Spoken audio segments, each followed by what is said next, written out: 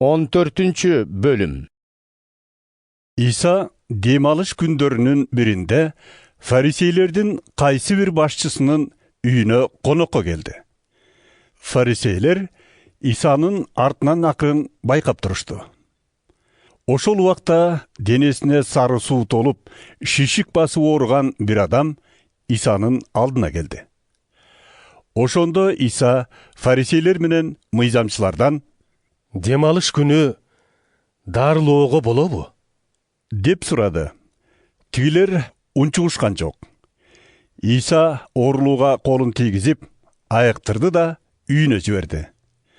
Анан тигилерге: Араңардан кимиңер баласы же өгүзү чуңкурга түшүп калса, ал демалыш күнүнө экенине карабай, дароо сууруп чыгарбайт деген суроо берди.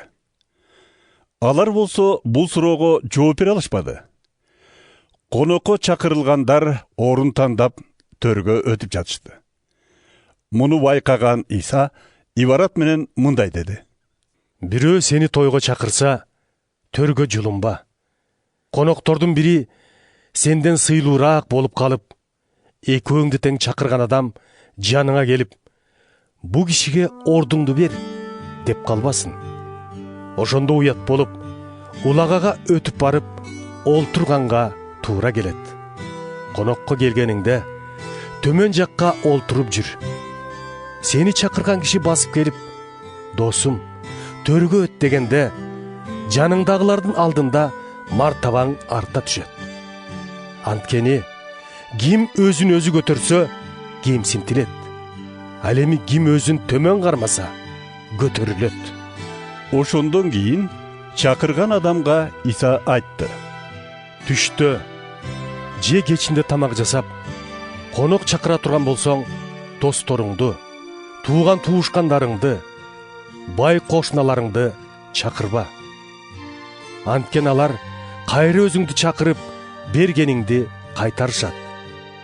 Ошондуктан жакыр, майып, чолок, сокурларды чакыр. Алар сага кайра кайтарганга эч нерсеси болбогондуктан бактылуу болосуң. Анткени кыяматта адилеттүүлөр тирилген кезде тиешеңди аласың. İsa менен дасторкондун жанында жамбаштап жаткандардын бири ага: Кудай падышачылыгынан даамсыза турган адам таалайлуу деди.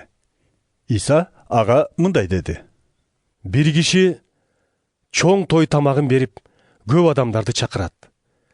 Тамактанар маал келгенде, чакырылгандарга кулун жөнөтүп, келгиле, баары даяр болду деп айттыртат. Ошондо баары сүйлөшүп алгандай кечирим сурай баштайт экен. Жер сатып алдым эле, барып көрүп келбесем болбойт, мени кечирип кой дейт биринчиси. Экинчиси: 5 жүп өгүз сатып алдым эле, ошолорду сынап көргөнү баратам, мени кечирип кой дейт. Үчүнчүсү болсо: мен аял алдым, ошондуктан бара албайм дейт. Кул ээсине кайра келип, баарын айтып берет.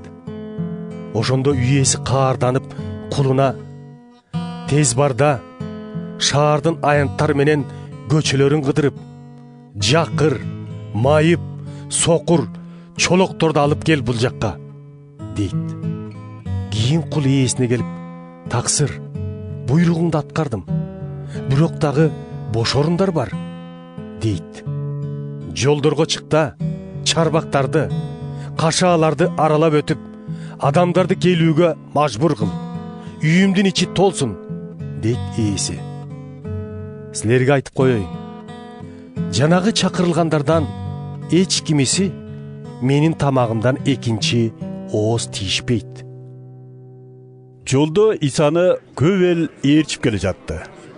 İsa аларга кайрылып мындай деди: Ким мага келип, бирок ата энесин, үй бүлөсүн, бала чакасын, тууган туушкандарын, түгүл өз өмүрүн менден артып көрсө, ал менин шакиртим боло албайт.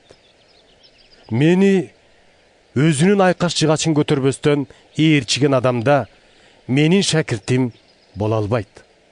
Араңардан бирөө мунара кургусу келсе, анда ала дегенде отура калып, сарптала турган чыгымды эсептебей, аягына чыгарганга каражаты бар жогун калчабай туруп, ишке киришеби? Пайдубалын куярын куюп алып, калганын бүтүрө албаса, айланадагылар бул кайран баштаарын баштап алып, аягына чыккан жок деп шылдыңдашпайбы?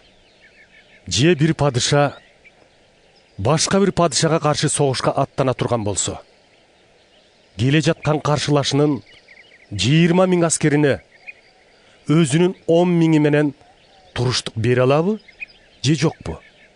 Олтура калып акылдашпайбы?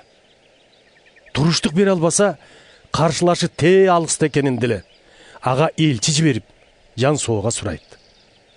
Ушул сыяктуу эле араңардан кимиңер болбосун, колунда болгондун баарынан баш тартпаса, менин шакиртим боло албайт.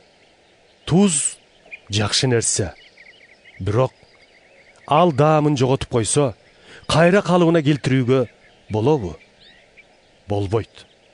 Анткени ал кыртышка да, кыкка да жарабай калат. Ошондуктан аны ыргытып жиберишет. Уга турган кулагы барлар уксун.